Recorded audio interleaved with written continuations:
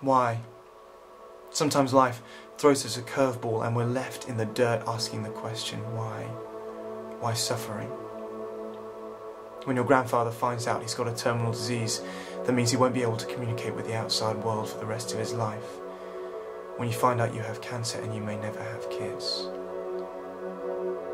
When you're hungry and you haven't eaten for days. Suffering is universal. Nietzsche says to live is to suffer. And suffering isn't neutral. There are no bystanders with suffering. Peter Kreeft says that trying to get to Mars is a problem, but falling in love is a mystery. Suffering is a mystery because it encroaches on itself. We find it hard to answer the question of why suffering, because we experience suffering on a daily basis. We find it hard to be objective with this question, and that's why we can divide suffering into two. The first is, what do I do about suffering? The second is, why does suffering exist? And this is exemplified in C.S. Lewis's life. In his younger years, he writes a book entitled The Problem of Pain, where he objectively looks at why suffering exists. But when his wife dies, he writes a book called A Grief Observed, and the books couldn't be more different. A Grief Observed is an emotional and heartfelt response. And if you're experiencing suffering at the moment, I encourage you to look, because there are answers. The Christian response is that God came to earth to experience suffering, to walk alongside us as we suffered, and ultimately to buy us relationship with Him. But today, we don't look at the response, we look at the question, why does suffering exist? With the problem of evil, the first thing we come across is a philosophical debate called the trilemma. It's been a hotbed of debate over the last 50 years, but actually started with Epicurus and goes something like this. If God is unable to prevent evil, then He is not all-powerful. If God is not willing to prevent evil, then He is not good. If God is both willing and able to prevent evil, then why does evil exist? In short, one of the three statements, God is good, God is all-powerful, evil exists, must be false. Classically, the atheist argument has gone along these lines, that evil exists and therefore God is not good, or God is not omnipotent. In either case, this God is not worthy of worship. But what are the responses? Well, the theist must first question each of the statements. Taking the last first, does evil or suffering exist? Yes, emphatically so.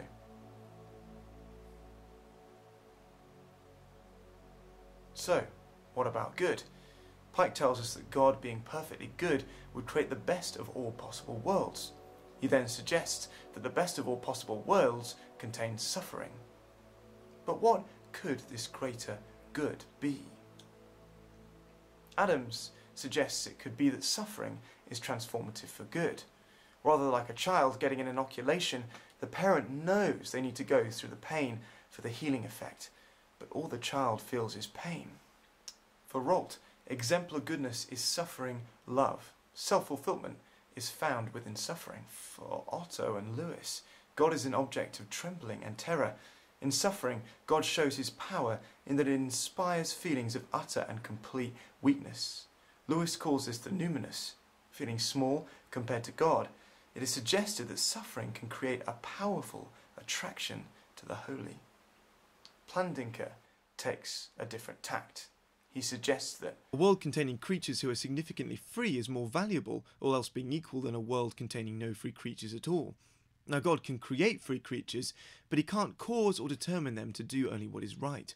For if He does so, then they aren't significantly free after all. They do not do what is right freely. To create creatures capable of moral good, therefore, He must create creatures capable of moral evil. And He can't give these creatures the freedom to perform evil and at the same time prevent them from doing so. Now this is called Plantinga's free will defence, or his theodicy, and it's held the main stage for the last few decades, so I thought I'd help us understand it a little bit better with a small illustration. I apologise if it's a little bit silly. Today we ask the very simple question, are you a toaster or are you a person? The star of this story is Derek. Derek got back from his night out, and all that seemed to matter to him right now was the groaning emptiness in his stomach. He had a serious case of the munchies, and as with every case of the munchies, toast was at the top of his list of solutions. Derek put the bread in his toaster and waited in eager anticipation. He really did love his toaster. He gave it a reassuring hug. He wished in some way that the toaster, his long-standing friend, could return his affections. The toast popped up and was promptly gobbled. Now, as with any good fairy tale, magic was afoot. That night, Derek's wish came true. The toaster was given consciousness. The following morning, Derek came down for his toast, and lo and behold, the toaster was looking over lovingly at him. Derek put in the toast, and the levers went down on their own. 1 minute and 43 seconds later, Derek stood with what was the most exquisitely cooked toast ever. Over the next few weeks, Derek and the toaster became the best of friends. Derek would hug the toaster, and the toaster would give him toast. But then, after another big night out, Derek returned to find the toaster looking at him with great anger. He apologized for returning late and not spending enough time with the toaster, but the toaster was having none of it. Derek put in the toast, but it didn't come back up. Over the next few weeks, this became commonplace. The toaster chose not to give Derek his toast, and bread just was not the same. But with time, the toaster started to clog up. The unused bread started to go moldy and super gross inside the toaster. Derek tried to talk the toaster into giving him the toast again, but it wouldn't listen. Eventually, the toaster became so clogged that it was unable to take in any more bread or to function at all. It had lost its toasteriness. Now, before we move on, I wanted to highlight just a few key points from the video. The first is that without free will, beings are like the toaster. They're automated, they're robotic. They take in bread, and as a function, they output toast. But God, in the free will defense, has the desire for us to have the ability to respond, to love, to choose to give Derek, for instance, toast. And at the beginning, you see they're living in a good relationship, but this system has the capacity to go wrong. Because if someone is to choose to, they must also be able to choose not to. And then, as we see in the video, the toaster takes its life into its own hands. It chooses its own destiny and decides to keep the toast for itself. And we can take our lives into our own hands and keep the toast. And by doing this, we turn away from God. We move away from our original purpose. As the toaster loses its toasteriness, we can also lose our own humanity. However, Plantinga's free will defense is not without its limitations. One of the major objections posed is that it speaks only of moral evil and not of natural evil. When we talk about natural evil, we generally think of natural disasters or of certain naturally occurring suffering not due to human activity. Stephen Fry, in a recent rant, illustrates by talking about an insect that's only purpose is to burrow through human eyes, causing agony. Creatively, Plantinga responds by suggesting that it is possible that some people would produce less moral good if the natural evils or sufferings were not present. But it's Augustine's suggestion of natural evil in our world being due to free actions of non-human spirits that's seen a great resurgence in recent years.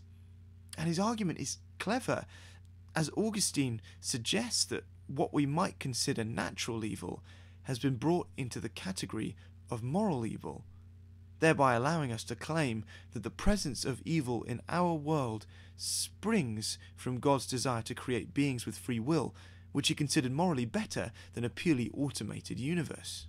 Plantinga's free will defense flies in the face of the suffering trilemma. It tells us how a good or powerful God can allow for suffering. When we ask the question, why does suffering exist? Plantinga's defense tells us it's because we exist, because we have the capacity to choose, because we have free will. It tells us that God valued free will above the non-existence of suffering, so that he could have a relationship with us. See, Doctor, God didn't kill that little girl. Fate didn't butcher her. Destiny didn't feed her to those dogs. From then on, I knew. God doesn't make the world this way.